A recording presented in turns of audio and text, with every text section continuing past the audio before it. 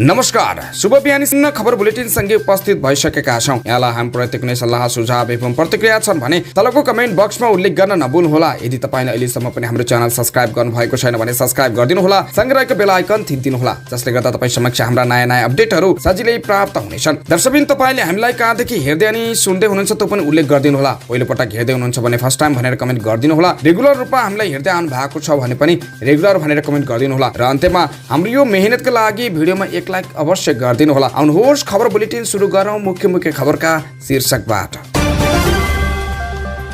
शिक्षक विदेशिएपछि अध्यक्ष आफै पढाउँदै पक्राउ परेको मान्छे भगाएको आरोपमा 2 प्रहरी कारगार चलान। योगेश भट्टराईको गाडीमा आक्रमणको जिम्मा लिनबाट पञ्चीय पहिचान पक्षधार अभियन्ता रवि लामिछाने भन्छन् 2/3 दिनुस् कस्तो व्यवस्था र संविधान चाहिन्छ हामी देखाइदिन्छौं। वैदेशिक रोजगारीमा गएका 4,67,000 सामाजिक सुरक्षा कोषमा निरन्तरता प्रश्न। समाजवादी वा पुँजीवादी व्यवस्था बारे जनमत संग्रह गरौं विप्लव। 10,000 मेगावाट बिजुली किन्ने सम्झौतामा हस्ताक्षर गर्न भारतको आनाकानी। क्यानाडाको राजदूतमा सिफारिस पौडेलको नाम सुनवाई समितिबाट अनुमोदन। अध्यक्ष तिमर सिन्हा सहित सातै प्रदेशका प्रमुख र उपसभामुख अस्ट्रेलिया भ्रमणमा। टोरामक्स अनियमितता ठेक्का लेमनानमा भुक्तानी हङकङ र दुबईमा। स्थायी तहले नै लाभ गराई पहिचान गर्ने अनुकूल अस्थायी संरचना बनाउन पाइने। रामग्राम स्तूपा उत्खननमा भेटियो प्राचीन इतिहासका अवशेष। 2-4 जना सडकमा आउँदैमा केही फरक पर्दैन संचार मन्त्री शर्माको धारणा। राष्ट्रिय स्वतन्त्र पार्टीको ध्यान मधेसमा 3 दिने केन्द्रीय बैठकदेखि सभा भेला। तेस्रो लगानी सम्मेलन गर्ने सरकारको घोषणा। निजी क्षेत्रको लगानीमा बनेको देशकै ठूलो सोलुखुम्बुको बिजुली उत्पादन 38% घट्यो। हमासका ब्रिगेड कमान्डर र अन्य 3 सैनिक नेताको मृत्यु। एनएसएलमा धनगढीको रोमाञ्चक जित र केपी ओली कपमा कुशल भुर्तेलको शतक। पुलिसले मधेसलाई हरायो। अब समाचार विस्तारमा। मोरङको बेलबारी 11 लक्ष्मी मार्गमा रहेको लक्ष्मी माध्यमिक विद्यालयका स्थायी शिक्षक वैदेशिक रोजगारीमा गएपछि विद्यालय व्यवस्थापन समितिका अध्यक्ष आफै विद्यार्थीलाई अध्यापन गराउन थालेका छन्। विद्यालयका माध्यमिक तह विज्ञान दरबन्दीका शिक्षक भूपराज अधिकारीले स्वैच्छिक अवकाश लिएर क्यानाडा प्रस्थान गरेपछि विद्यार्थीको पठन पाठमा बाधा नपुगोस् भनेर अर्को शिक्षक व्यवस्था नभएसम्म आफै अध्यापन गर्न थालेको अध्यक्ष गोविन्द भण्डारी बताउँछन्। अध्यक्ष भण्डारी सोही विद्यालयका पूर्व विज्ञान शिक्षकका साथै प्रधानाध्यापक समेत थिए। शिक्षक भूपराज अधिकारी सँगै उनकी श्रीमती भारतीय अधिकारी पनि बेलबारी 3 मा रहेको भगवती माभिमा निम्न माध्यमिक तह विज्ञान दरबन्दीको शिक्षक थिइन्। उनले पनि शिक्षण पेशाबाट राजीनामा दिएर श्रीमानसँगै वैदेशिक रोजगारीमा गएकी छन्। लामो समय सोही विद्यालयमा अध्यापन गराएका भण्डारी सेवा निवृत्त भएपछि सोही विद्यालय व्यवस्थापन समितिका अध्यक्ष बनेका थिए। व्यवस्थापन समितिका अध्यक्ष भएपछि पनि उनले विद्यार्थीको पठन पाठनमा कुनै बाधा नपुगोस् भनेर अध्यापन गराएको बताउँछन्। शिक्षा विकास तथा समन्वय एकाइ मोरङका प्रमुख टङ्कप्रसाद गौतमका अनुसार स्थानीय पालिका तथा उक्त विद्यालयबाट शिक्षक माग सम्बन्धी कुनै पनि पत्र नआएको। शिक्षक माग सम्बन्धी पत्र आएमा कार्यालय शिक्षक तुरुन्तै पठाउन तयार रहेको बताएका छन्। मानिस बेपत्ता बनाएको आरोपमा पक्राउ परेका 2 प्रहरीलाई कारगार चलान गरिएको छ।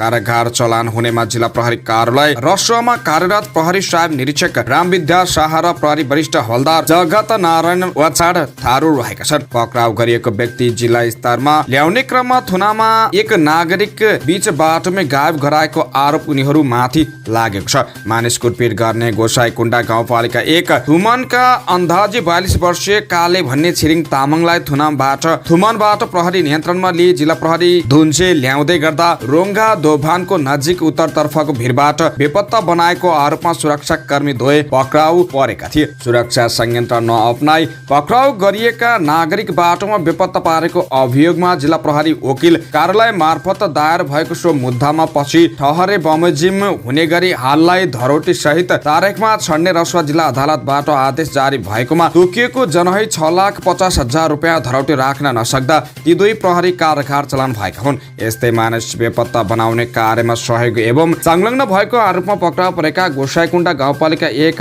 थुमनका अर्केन छिरिङ तामाङ रु 5 लाख र दावा गोलन्जेन तामाङ रु 3 लाख धरोटीमा रिहा भएका छन्। पक्राउ गरिएका सबैलाई मानिस बेपत्ता गराउने अभियोगमा सरकारी वकिल कार्यालयले मुद्दा दायर गरेको थियो।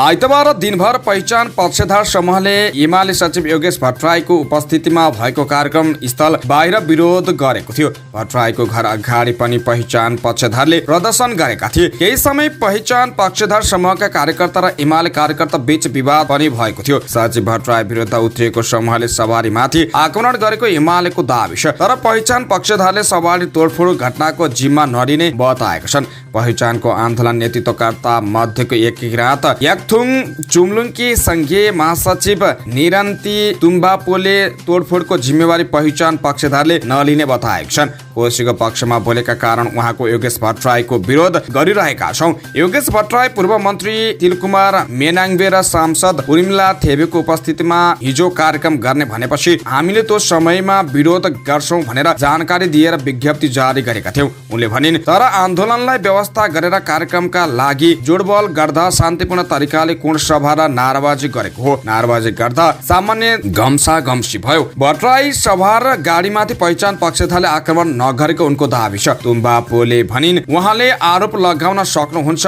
आन्दोलनकारीहरूलाई, तर हाम्रो पक्षबाट तोडफोड भएको होइन।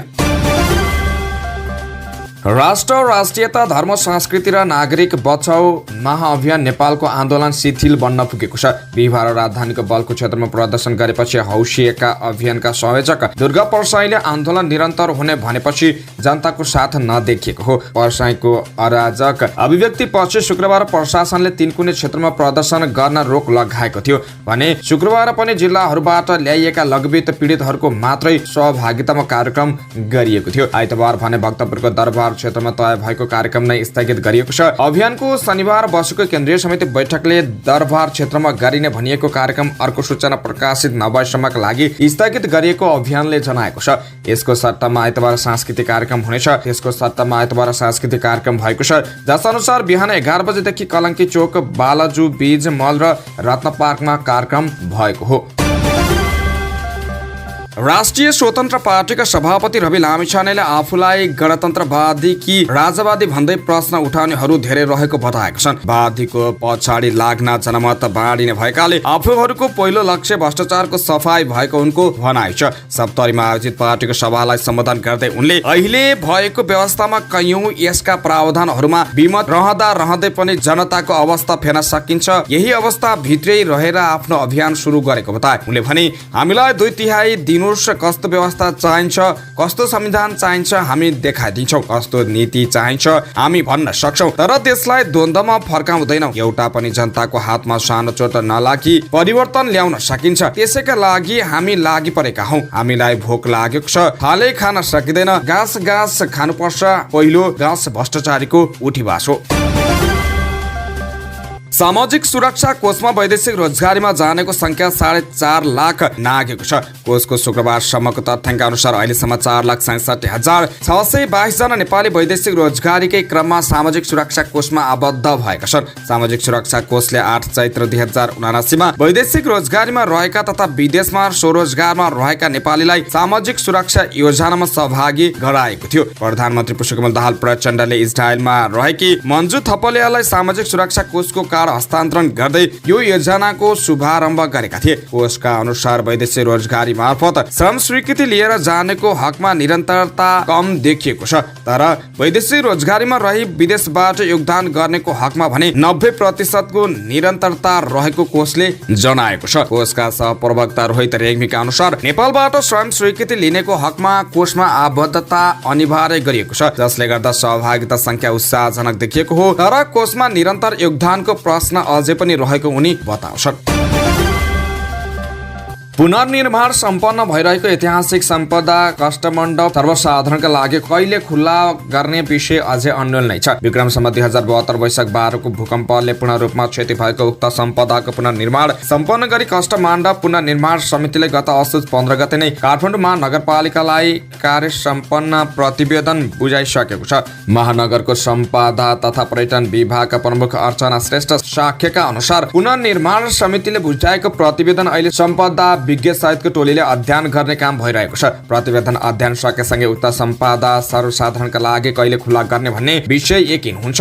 विक्रमसम्म 2075 वैशाख 18 गते जनप्रतिनिधि र स्थानीयको निर्णयबाट तत्कालीन प्रदेशसभा सदस्य राजेश साक्यको अध्यक्षतामा काष्ठमण्डप पुनर्निर्माण समितिको गठन भएको थियो। उक्त सम्पदा पुनर्निर्माणका लागि 2075 जेठ 24 गते बसेको कार्यपालिका बैठकले उपभोक्ता समिति मार्फत पुनर्निर्माणको काम गर्ने र खर्च काठमाडौँ महानगरपालिकाले बेहोर्ने निर्णय गर्यो। त्यसको 4 दिनपछि अर्थात् जेठ 29 गते महानगरपालिका र समिति बीच पुनर्निर्माणका लागि सम्झौता भयो। सम्झौता भएको दिन काम थालनी गर्न समितिलाई रु 50 लाख प्रदान गरिएको थियो। त्यसपछि महानगरले समितिलाई 2075 असोज 27 गते रु 5 करोड, 2076 माघ 9 गते रु 5 करोड र 2078 असार 16 गते रु 1 करोड उपलब्ध गराए। त्यति भएको उक्त सम्पदा पुनर्निर्माणका लागि महानगरले उपलब्ध गराएको रु 11 करोड 50 लाख खर्च भइसकेको प्रतिवेदनमा उल्लेख छ। काष्ठमण्डपलाई खुल्ला गरी नियमित सञ्चालन र संरक्षण गर्न काष्ठमण्डपलाई भौतिक रूपमा जिम्मेवारी स्वीकार गर्न पुनर्निर्माण समितिको संयोजक राजेश साक्यले महानगरलाई आग्रह गरेका छन्।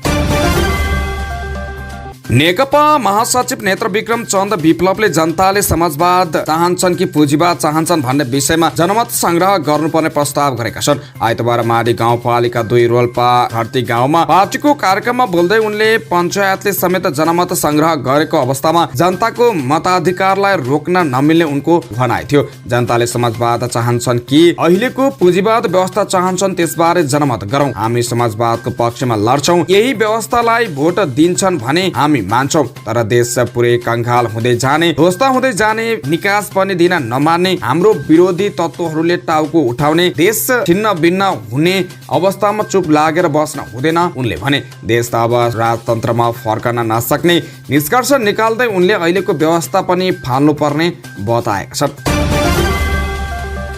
7 मङ्सिरमा मन्त्री परिषद बैठकले ऊर्जा सचिव दिनेश कुमार घिमिरेको राजीनामा स्वीकृत गर्यो। 9 पुसमा अनिवार्य अवकाशमा जानु 1 महिना अघि राजीनामा दिएका घिमिरे भारतसँग हुने दीर्घकालीन विद्युत व्यापार सम्झौतामा हस्ताक्षरका लागि नेपाल सरकारको अख्तियारी पाएका अधिकारी थिए। उनको राजीनामा स्वीकृति भएपछि अब यस्तो अख्तियारी सरकारले अर्को अधिकारीलाई दिनुपर्नेछ। तर प्रश्न छ, भारतले सम्झौतामा हस्ताक्षर गर्न कहिले बोलाउला? गत 17 देखि 20 जेठमा प्रधानमन्त्री पुष्पकमल दाहाल प्रचण्डको भारत भ्रमणका क्रममा सहमति जुटेको दीर्घकालीन विद्युत व्यापार सम्झौतालाई आफ्नो मन्त्री परिषदले अनुमोदन गरिसकेको जानकारी भारतले गत भदौमा नै नेपाली अधिकारीहरूलाई दिएको थियो। तर त्यसको 3 महिना बित लागिसक्दा समेत भारतले सम्झौतालाई वैधता दिने गरी हस्ताक्षर गर्न रुचि देखाएको छैन। 10 वर्षमा नेपाल र भारतका लगानी भएका आयोजनाबाट उत्पादित 10,000 मेगावाट विद्युत भारत निर्यात गर्ने गरी प्रधानमन्त्री प्रचण्डको भारत भ्रमणका क्रममा प्रारम्भिक हस्ताक्षर भएको थियो।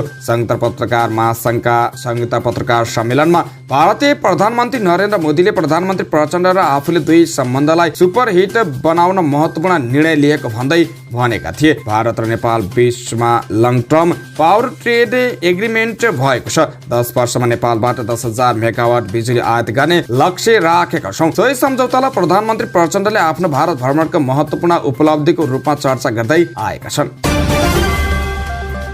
पोखरामा शनिबार राति एक सुन पसलको ताला काट्दै गर्दा बालक पक्राउ परेका छन्। पक्राउ पर्नेमा रूपा गाउँपालिकाका 18 वर्षीय एक बालक रहेका छन्। राति करिब 12 बजेको समयमा पोखरा 9 न्यू रोडमा रहेको स्याङ्जा ज्वेलर्स तथा सुनचाँदी पसलको सटरको ताला काट्दै गर्दा ती बालक पक्राउ परेका थिए। उनलाई CVR चिप्लेढुङ्गा वडा प्रहरी कार्यालय बैदामबाट खटिएको टोलीले नियन्त्रणमा लिएको थियो।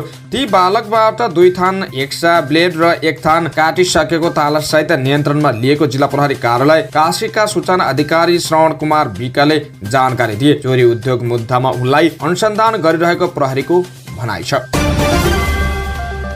संसदीय सुनवाई समितिले क्यानाडाका लागि नेपाली दूतावास सिफारिस भरतराज पौडेलको नाम अनुमोदन गरेको छ। आइतबार बसेको समितिको बैठकले पौडेलसँगको छलफल र सुनवाई पछि नाम अनुमोदन गरेको हो। यसअघि क्यानाडाका लागि प्रस्तावित नेपाली दूतावास भरतराज पौडेल विरुद्ध पदीय दुरुपयोगको उजुरी परेको थियो। पौडेलले सरकारी कर्मचारीलाई आएको छात्रवृत्ति छोरीलाई दिलाएर स्विजरल्यान्ड पठाएको आरोप सहित संसदीय समितिमा उजुरी परेको थियो। सरकारी कर्मचारी जानुपर्ने कोठामा छोरी पल्लो पल्लवीलाई स्विजरल्यान्ड पठाएको उजुरीमा उल्लेख छ। स्विजरल्यान्ड सरकारले खाना बस्नका लागि मासिक 6 लाख रुपियाँ दिने भए पनि छोरीलाई दूतावासको सरकारी आवास गृहमा राखेर राज्य कोषमा भार पारेको समेत उजुरीकर्ताले आरोप लगाएका थिए। तर सुनवाई समितिका पौडेलले आरोपको खण्डन गर्नु भएको थियो।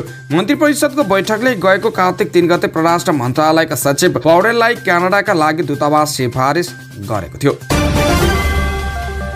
राष्ट्रिय सभाका अध्यक्ष गणेश प्रसाद तिमेल सिन्हाको नेतृत्वमा 7 प्रदेशका सभामुख र उपसभामुख आइतबार राति अस्ट्रेलिया प्रस्थान गरेका छन्। वित्तीय तथा प्रशासनिक विनियोजन सम्बन्धी संसदीय अभ्यासको अध्ययन भ्रमणका क्रममा अन्तर्गत अध्यक्ष तिमेल सिन्हा नेतृत्वको 12 सदस्यीय प्रतिनिधि मण्डल अस्ट्रेलिया लागेको हो। संयुक्त राष्ट्र संघीय विकास कार्यक्रम UNDP को संसद सहयोग परियोजना अन्तर्गत अध्ययन भ्रमण भएको संघीय सांसदका प्रवक्ता एकराज गिरीले जानकारी दिए। UNDP नेपाल र संघीय सांसद सचिवालय बीच समझदारी भई संघीय सांसद र प्रदेश सभाहरूमा संसद सहयोग परियोजना सञ्चालित छ। परियोजनाको सन् 2023 का लागि स्वीकृत कार्यक्रम अन्तर्गत संघीय सांसदका लागि छुट्याइएको कार्यक्रम मध्ये support federal parliament to share knowledge and best practice for parliamentary financial and administrative resources एलोकेसनमा भ्रमण हुन लागेको हो। प्रतिनिधि मण्डलको अस्ट्रेलियाको सांसद र न्यू साउथ वेस्ट तथा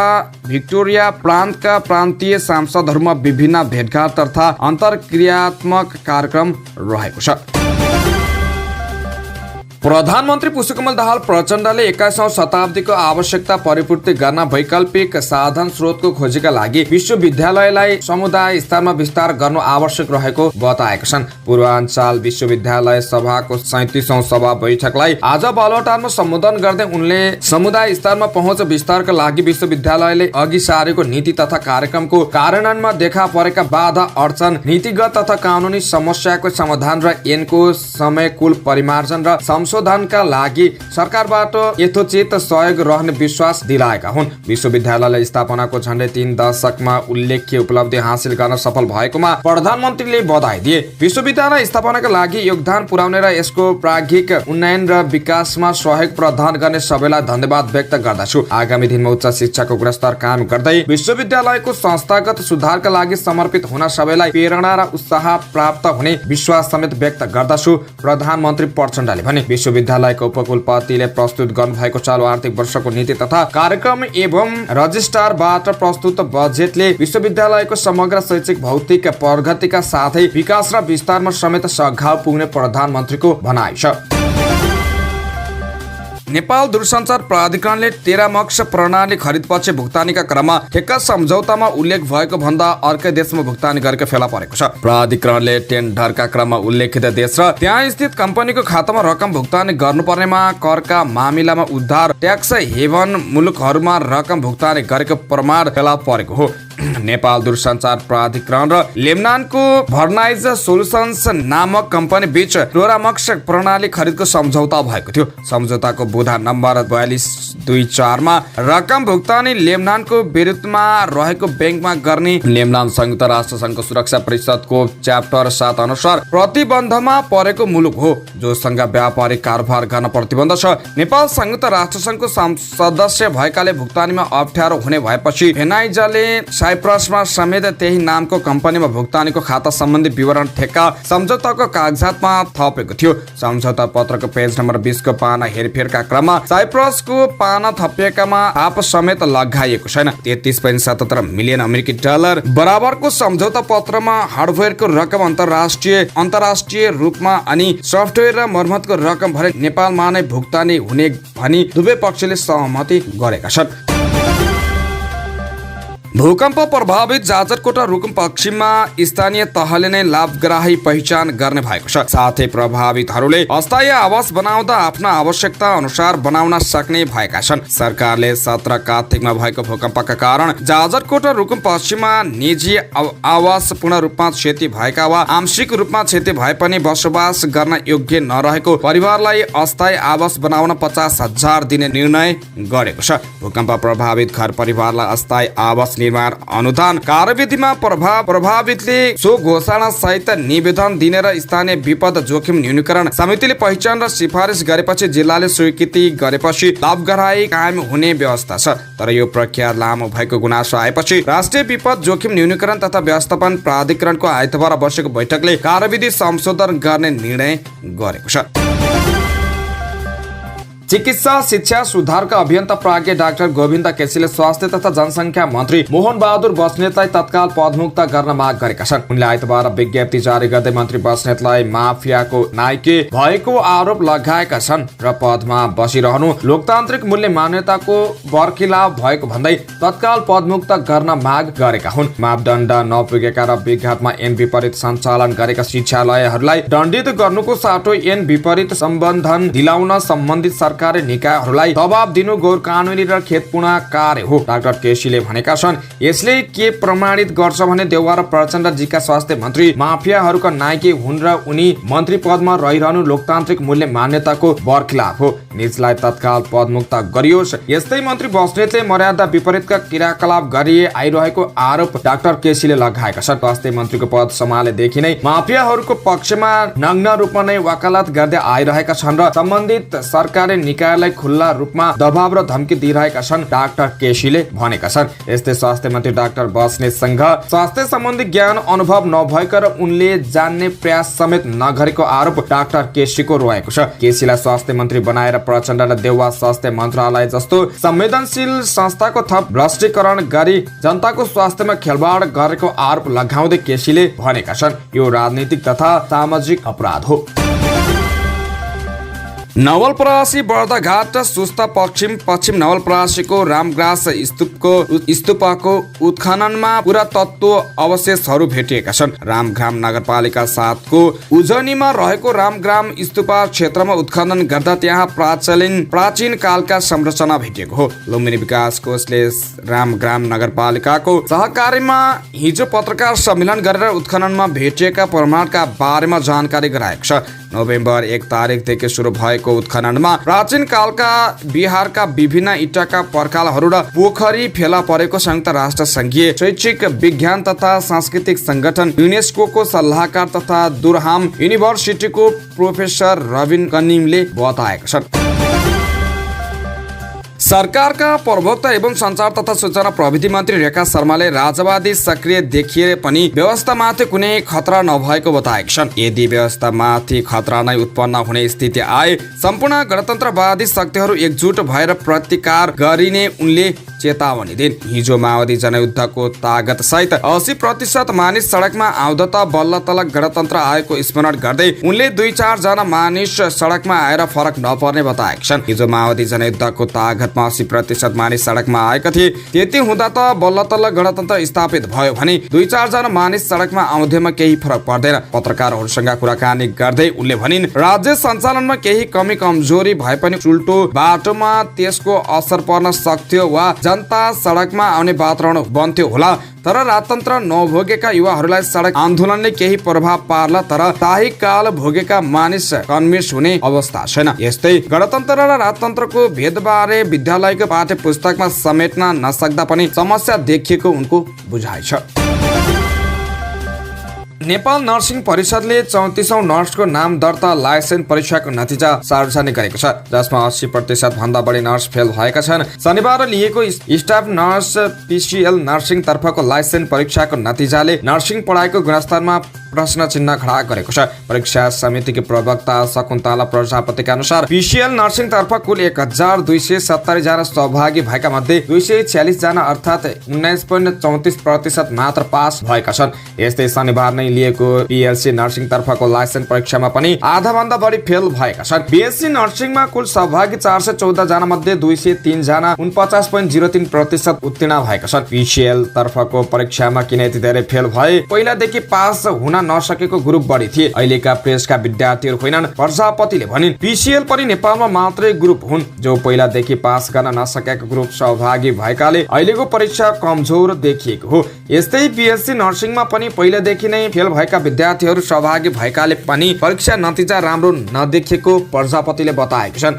शनिबार बिहान 9 देखि 11:30 सम्म सञ्चालन भएको 34औं नाम दर्ता परीक्षा नेपाली सेनाको स्वास्थ्य विज्ञान संस्थान तानो भर्याङ र बागमती कलेज सुकेधारा सेन्टरमा भएको थियो। संसदको चौथो दल राष्ट्रिय स्वतन्त्र पार्टी मधेस केन्द्रित भएको छ। मङ्सिर 8, 9 र 10 गते सभा अन्तर्क्रिया तथा नागरिकसँग भेटघाट गरेको राष्ट्रपाले सोमबारदेखि 3 दिनसम्म केन्द्रीय समिति र संसदीय दलको बैठक मधेसमै गर्दैछ। केन्द्रदेखि प्रदेशका उच्च तहका नेताहरू मधेस पुर्याएर भावी विकल्प आफू हुने सन्देश प्रवाह गर्न राष्ट्रिय स्वतन्त्र पार्टीले खोजेको छ। 8 जिल्लामा 32 संघीय निर्वाचन क्षेत्र रहेको मधेसमा पार्टी शक्ति परिचालन हुनुले भावी चुनावलाई समेत मध्यनजर राखेको देखिन्छ। सत्ता भागभण्डाका क्रममा 4 महिना अघि थपिएको मधेसको श्रम तथा यातायात मन्त्रालयका कर्मचारीले 3 साता अघि मात्र तलब खान पाए। नयाँ खडा गरिएको मन्त्रालयमा लेखापाल नहुँदा आर्थिक कारोबार हुन सकेको थिएन। 3 हप्तादेखि मुख्यमन्त्री तथा मन्त्री परिषद कार्यालयका सहलेखापाल अनिल श्रीवास्तवलाई श्रम तथा रोजगार यातायात मन्त्रालयमा पनि हेर्ने जिम्मेवारी दिएपछि बल्ल कर्मचारीले तलब खान पाएका हुन्। चालु आर्थिक वर्ष अब 2080-81 को पहिलो चौमासिकमा काठमाडौँ महानगरपालिकाले 27.11% राजस्व सङ्कलन गरेको छ। साउन भदौ असोज र कार्तिक गरी 4 महिनामा 2 अर्ब 92 करोड रुपियाँ राजस्व सङ्कलन भएको राजस्व विभागका प्रमुख ध्रुव कुमार काफ्लेले जानकारी दिए। काठमाडौँ महानगरले चालु आर्थिक वर्षमा 10 अर्ब 80 करोड 78 लाख राजस्व सङ्कलन गर्ने लक्ष्य राखेको छ।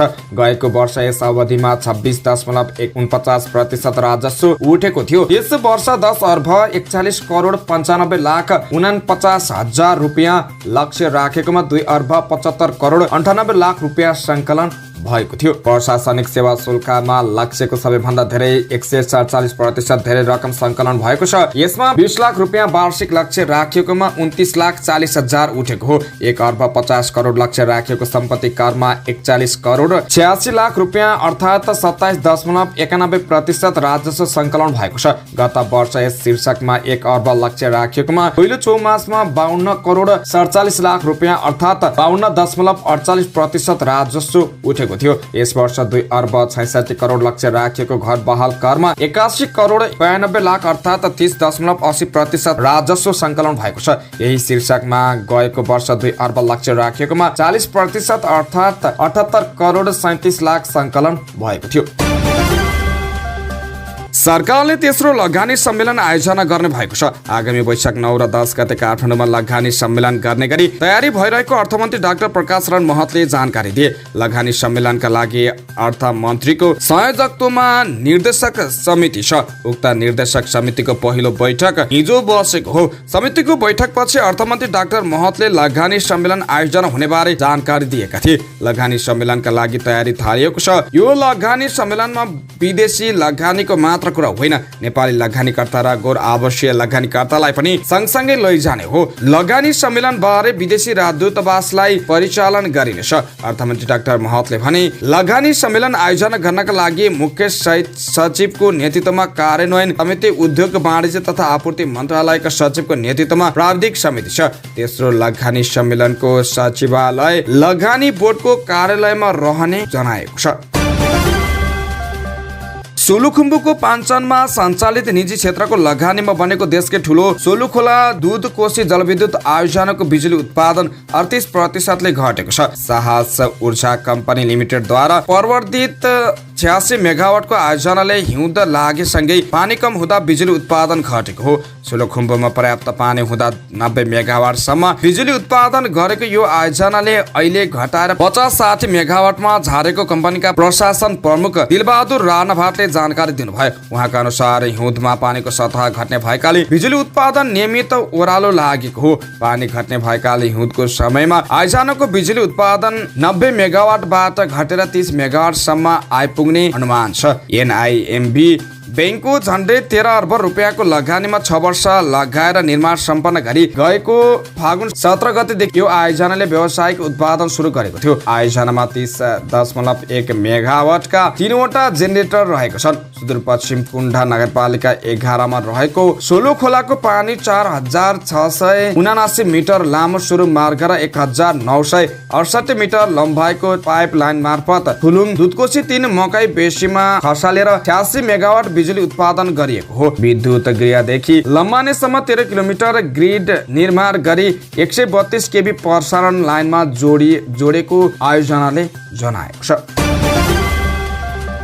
समाचारको क्रममा अन्तर्राष्ट्रिय खबर। हमासको सौन्य शाखाले इस्लामिक आन्दोलन विरुद्ध इजरायलले गरेको आक्रमणका क्रममा उत्तरी ब्रिगेडमा कमान्डर अहमद अल घोन्डोर र अन्य 3 वरिष्ठ नेताको मृत्यु भएको जनाएको छ। इजेदिन अल कामस ब्रिगेडले एक विज्ञप्ति जारी गर्दै आफ्नो सौन्य परिषदका सदस्य घोन्डार एमान सियाम र अन्य एक वरिष्ठ नेताको मृत्यु भएको जनाएको छ। घोन्डोर हमासका शीर्ष कमान्डर थिए भने उत्तरी गाजा ब्रिगेडको नेतृत्व गरेका थिए र उनी यसको सैन्य परिषदको हिस्सा थिए। विज्ञप्तिमा भनिएको छ, हामी अल्लाहसँग प्रतिज्ञा गर्दछौँ, हामी मृतक नेताहरूको अभियानलाई निरन्तरता दिनेछौँ। उनीहरूको रगत मुजाहिनीका लागि, ज्योति र कब्जा गर्नेहरूको लागि आगो हुनेछ।